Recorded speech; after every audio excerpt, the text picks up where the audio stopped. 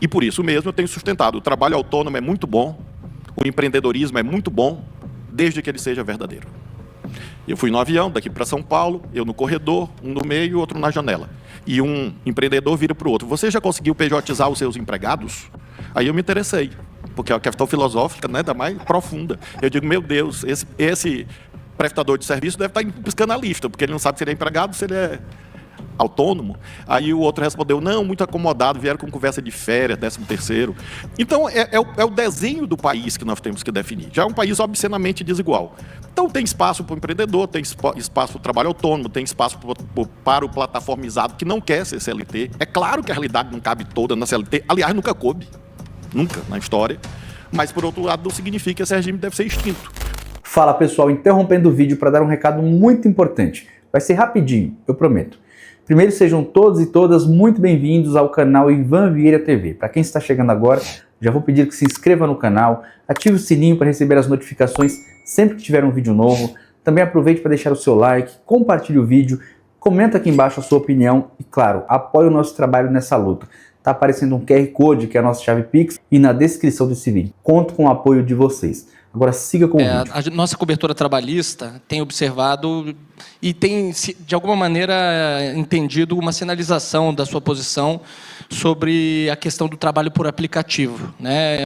Teve um caso, um julgamento sobre a constitucionalidade de uma lei de São Paulo, que trata de transporte de moto por aplicativo, que o senhor defende um regime de direitos básicos aos prestadores de serviço. Eu queria perguntar para o senhor, já tem uma posição, isso indica uma posição já formada a respeito? Eu sei que o senhor, obviamente, não pode entrar em casos concretos, mas queria trazer essa discussão, que me parece ser uma discussão também muito atual no contexto. Sem dúvida. E das mais relevantes, porque como o país não pode viver de política social compensatória, porque não tem receita para isso, a principal irresponsabilidade fiscal hoje é a irresponsabilidade social. Porque as pessoas vivem muito, quebra a Previdência, quebra o FGTS, quebra o Sistema S e vai onerar o SUS. Então, quem pensa sério em responsabilidade fiscal, pensa nesse aspecto do mundo do trabalho. E aí o que eu tenho dito é que qualquer que seja o paradigma que você adote para organizar o seu pensamento, essa tese dos direitos básicos, ela é, a meu ver, inafastável. Deus criou o mundo em 6 dias, descansou no 7º. Ele inventou o repouso semanal remunerado. Desde os textos judaicos, o sábado é sagrado. O cristianismo vem e só faz um deslocamento posterior do sábado para o domingo, até para se diferenciar. Então, como é que um trabalhador subordinado pode ser visto como alvo ou sujeito de um contrato supostamente juridicamente válido, em que não há liberdade de contratar? Isso não é CLT, isso é Código Civil.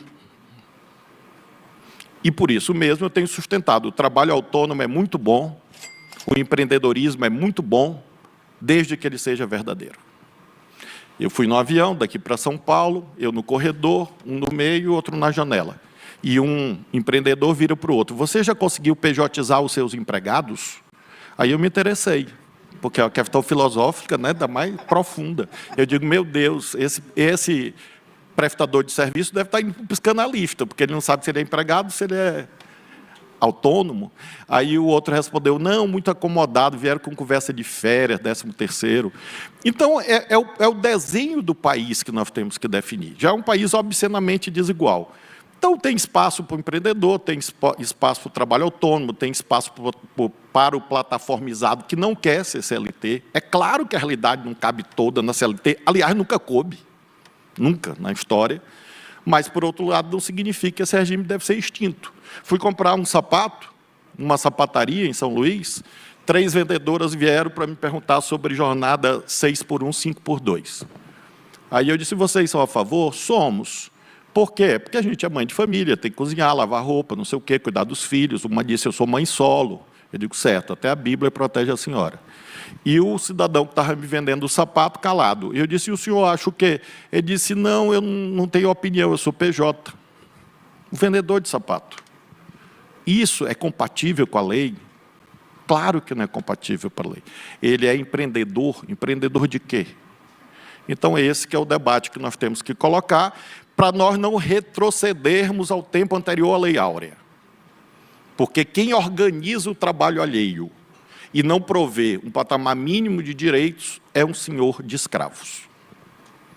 Pode se chamar de outra coisa, mas ele é um senhor de escravos. Ministro, uma das críticas que se faz ao que o senhor não gosta muito desse termo, mas ao ativismo do STF, são por conta dos processos estruturais em que se fala que o Supremo está extrapolando ali as suas funções, quando a gente fala da DPF das favelas, a questão das queimadas, o sistema penitenciário. Qual é a sua visão? E uma coisa que eu tenho um pouco de dúvida é quando acabaria um processo estrutural? Por exemplo, no caso da letalidade policial do Rio, é quando não morrer mais ninguém? Qual é o momento de botar um fim num processo estrutural? Olha, o meu time só é campeão de 20 em 20 anos, que é o Botafogo, glorioso Botafogo. Significa dizer, portanto, que nós temos que ter paciência para compreender que os passos de mudança não são no ritmo que a gente quer. São nos ritmos que a sociedade comporta e constrói. Então, quando você vai em um processo estrutural, que não é uma invenção brasileira, frise-se, você tem uma variável incontrolável. Uma delas é o tempo. Dou um exemplo. Não existirá regularização ambiental no campo, no agro brasileiro, o PRA, que é reclamado pelo Código Florestal, se não houver o CAR, o Cadastro Ambiental Rural. O CAR está aí há quase, 15 anos para ser feito. Eu sou relator de um processo. Um dos técnicos disse, ministro, o senhor sabe que nós vamos precisar 10 anos para terminar o CAR. Não há problema, eu sou vitalício. Com a graça de Deus, tenho mais 19, se Deus me der vida. Então, nós vamos acabar o CAR. Então, eu não sei, Flávia, quando é que vai ter o CAR. Agora, se não tiver o Supremo fazendo o acordo federativo, o problema é federativo, governo federal, estados e municípios, não é empresarial. Se não houver o Supremo fazendo o acordo federativo, que é uma das suas funções, o CAR não vai ser feito nunca. E, com isso, o PRA, o Programa de Regularização Ambiental do Código Florestal, não será feito nunca. Então, eu não sei exatamente quando cada processo estrutural termina, só sei que eles são necessários, com seus acertos e erros. O Supremo, como qualquer instituição humana, e, obviamente, me incluo, erra. Falha. Claro. Ninguém está dizendo o contrário. Quem dissesse o contrário é um déspota, ou um psicopata. Nós não estamos dizendo isso. Nós só não aceitamos uma criminalização vil, uma perseguição, chantagens, a partir dos acertos, e não dos erros. E é, às vezes, o que se põe. Ativismo. Eu, às vezes, tomo decisões que nascem das lacunas da legislação. Muito raramente faço isso, muito raramente. E me ocorreu um evento, Estela, em que um advogado, um amigo tributarista, disse assim, Flávio, a gente se preocupa muito com a tua relação com o ativismo. Aí eu disse, eu sou quase um santo, eu normalmente aplico a lei. Ele disse, é esse o problema, tem que ser mais ativista para declarar tributo inconstitucional. Tu está aplicando muito as leis tributárias. Entendam, portanto, que é um sinal que é dado no caso concreto. Vocês sabem quais foram as decisões mais ativistas da Suprema Corte dos Estados Unidos? Era Lochner. Declaração das leis sociais inconstitucionais. Começo do século XX. Quase 30 anos de jurisprudência. Dizendo que as leis sociais, as leis trabalhistas, jornada de trabalho de 12 horas para os padeiros de Nova York, em 1905, violava o direito de propriedade. A era mais ativista da Suprema Corte, que só acabou com o New Deal de Roosevelt. Então, vejam que esse é um debate bem difícil e que, portanto, eu realmente não aceito o crachá de ativista. Ministro, porque quem anda com esse crachá não cumpre a sua função, e quem fala desse crachá normalmente é para ganhar aplauso, e não para debater a sério. Uma das questões que se diz quando fala sobre o ativismo também é, primeiro, a dificuldade do legislativo, diante de uma polarização, encontrar consensos, e as portas abertas do Supremo, ou seja, é muito, de alguma maneira, fácil de chegar lá. O senhor acha que tem que ter algum nível de discussão para discutir porta de entrada de ações no Supremo Tribunal Federal? O Niemeyer, volta à poética arquitetônica dele, com muita sabedoria, colocou o poder não eleito ao nível da praça, para nos vincular à soberania popular. Vejam a praça, o Palácio Planalto, rampa íngreme. O Congresso, centro da praça, é o edifício mais majestoso. O Supremo é o mais modesto, terceiro poder, mas não boca inanimada da lei. Isso ficou no século XIX. E sempre foi um mito. Mas ali está envidraçado no nível da praça porque ele não é eleito. Então você, Felipe, não pode fechar muito as portas do Supremo. E, historicamente, nós vivemos um momento razoável, eu diria. Eu estou, como diz o povo do meu estado, eu estou inteirando, eu estou completando decisões minhas, 7.000 e alguma coisa esse ano. Eu e minha equipe, claro, 7.300 mais ou menos. É muita coisa. Certos temas eu acho que merecem uma revisão. Reclamação, habeas corpus, enfim. Mas, de um modo geral, este Supremo já teve 110, 120 mil processos. Hoje tem 20 mil, mais ou menos. Então, nós caminhamos bem, eu diria, com a repercussão geral, com súmula vinculante. Então, hoje, eu realmente não considero isso prioritário. A questão central hoje, para mim, é desenvolver um sistema de precedentes saudável.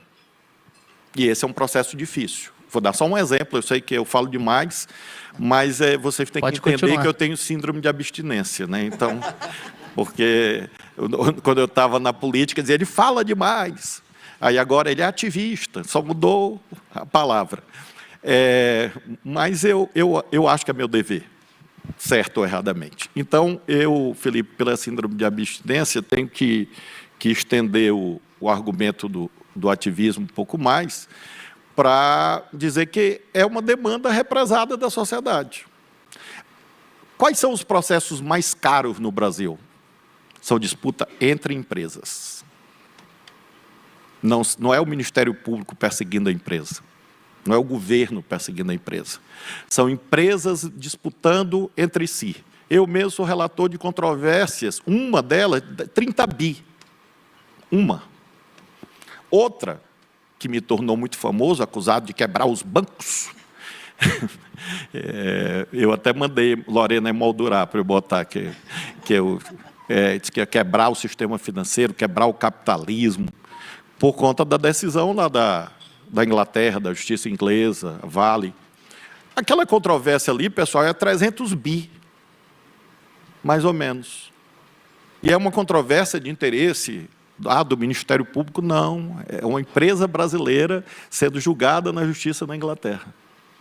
Então, é importante entender que o judiciário cumpre um papel mais largo do que devia, mas é uma exigência social. Eu acho bom? Não, eu não acho bom. Se o judiciário está sobrecarregado, sim. O judiciário tem que julgar menos? Sim. O judiciário julgando menos julgará melhor? Sim. Mas não é uma escolha. É uma contingência da realidade. Eu até ia te perguntar sobre essa decisão em relação aos bancos, né? Porque quando o senhor veio e falou, olha, não vale lei do exterior no Brasil. E aí, no outro dia, veio toda essa questão, né? Vai quebrar os bancos, teve um prejuízo e tal. Então, assim, passou-se a olhar muito as decisões do Supremo. O que mudou nessa relação? Porque uma decisão do Supremo antes não ficava, né, nesse frisson, vamos dizer assim, o que causava tanto debate, tanta discussão. É porque mudou a natureza dos conflitos judicializáveis, os conflitos interindividuais para os conflitos meta-individuais. Então, os mais antigos que fizeram direito, ou enfim, jornalistas, vão lembrar que nossos livros de direito, inclusive que eu estudei na década de 80, era Tício e Mérvio disputando a maçã do galho que pendia sobre o terreno do vizinho. Hoje a gente trata de toda a produção de maçã do Brasil. Essa é a diferença. E por quê? Porque não tem ninguém resolvendo o problema da produção de maçã no Brasil. Então, não é mais Tício e Mérvio, são milhões de Tícios e Mérvios. Então, aumenta a noticiabilidade, é por isso que o Jota existe, né? Ou seja, a gente ajuda a gerar emprego, trabalho, né? Porque se não tivesse notícia, né, como seria?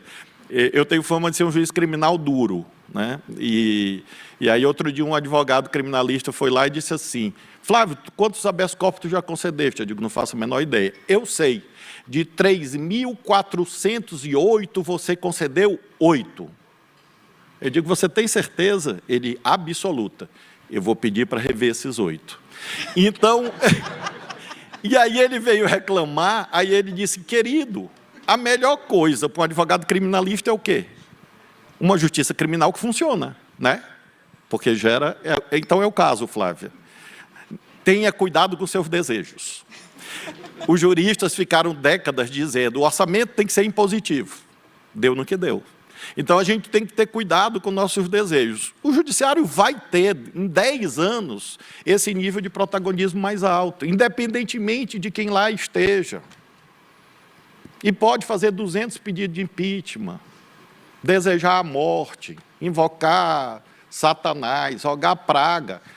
Não adianta, porque é a quadra histórica. Chega lá, e você vai decidir conflitos, e volta a dizer, isso é o ideal? Não. Isso está certo abstratamente, se isso existisse? Não. Não está certo, abstratamente. No mundo concreto, é assim porque tem que ser assim. Outro dia a gente foi tratar de um aterro sanitário numa área de preservação permanente, de uma determinada cidade. E eu uso isso em palestra. Eu disse assim, decisão de autocontenção. Fecha o aterro sanitário. Está numa área, uma APP, não tem jeito, Código Florestal, subsunção. Premissa, conclusão. Uma decisão ativista diz assim, prefeito, você tem que fechar, mas eu vou te dar um prazo de 5 anos. Entenderam como a subsunção aristotélica não resolve os problemas do mundo? Porque se fosse a decisão da autocontenção, o Supremo ia dizer assim, feche. Aí o prefeito ia perguntar, e onde eu ponho o lixo amanhã? O Supremo vai dizer, isso não é assunto judicial, vire-se. Vocês entenderam como, às vezes, o ativismo resolve o problema dos outros? Fala-se muito na questão do ativismo quando diz sobre modulação de decisão, que é um pouco isso que o senhor falou agora no Supremo. Onde, para encerrar, talvez, pelo menos a minha participação, porque eu acho que estamos chegando no tempo... Não, mas eu estou longe de encerrar. Onde que o senhor acredita que está, digamos, a essência da insegurança jurídica no Brasil? Quando o Barroso deu uma entrevista, ou falou algumas declarações, dizendo que ele acredita que não existe insegurança jurídica, tirando em alguns temas específicos. Onde está essa insegurança jurídica? Volto a um tema que eu tenho estudado muito, porque eu trabalho em Brasília, moro no Maranhão, mas sou fascinado por Brasília e por Niemeyer e Lúcio Costa, 2 grandes gênios do Brasil. Toda a arquitetura dele é fundada na junção de retas e curvas, desde a Pampulha, porque a vida é assim. Então, existe insegurança jurídica no Brasil? Claro. Existe insegurança jurídica nas nossas vidas? Sim, claro, porque nós estamos vivos. Segurança total, para mim, no reino. Ou, para quem é agnóstico, morto. Na vida, tem uma margem de instabilidade e de incerteza que é incontrolável do ponto de vista institucional. Choveu no Rio Grande do Sul. Contratos de longo curso, concessão de um aeroporto, estão sujeitos a uma intempérie. Todos os contratos de longo prazo são contratos estáveis, com uma instabilidade íncita ao decurso do tempo. Porque uma concessão de 50 anos de uma ferrovia, quem é que sabe se daqui a 50 anos vai ter trem? Então, é claro que existe uma margem de segurança jurídica suportável. Aí, meu mestre e amigo querido, de quem eu sou admirador, aliás, um dos privilégios que eu tive na vida foi trabalhar com as pessoas que eu admirava. Tanto na Câmara, no Senado, governador, e agora no Supremo, professores queridos, o Barroso é um deles, Gilmar é outro, e outros tantos amigos que lá estão, Fachin, Carmen, pessoas que eu assistia palestra. Quando eu era magro, tinha cabelos pretos e jogava futebol. E hoje eu aprendo muito com eles, então meu mestre Barroso acho que disse assim, segurança jurídica há, mas em termos suportáveis. O Trump assume. Nós vivemos, eu sempre gosto muito das experiências de quem tem mais experiência do que eu. Nós vivemos o apogeu da teoria do livre comércio. Alguém podia imaginar que o protecionismo mais agressivo em décadas ia surgir exatamente dos nossos grandes irmãos do Norte?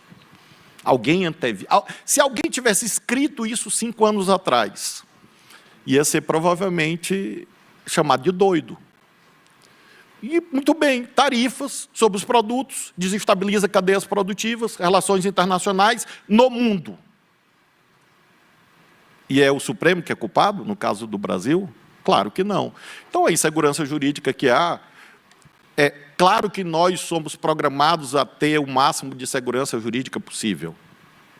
É claro que a previsibilidade deve ser uma meta, mas previsibilidade não é profecia. Não é você ter uma bola de cristal. Previsibilidade é saber que a cada conflito novo que surge, as decisões serão simétricas ou logicamente concatenadas com as decisões anteriores. Um sistema de precedentes. Isso é previsibilidade, não é profecia. Não é eliminar as intempéries, as curvas que marcam a vida.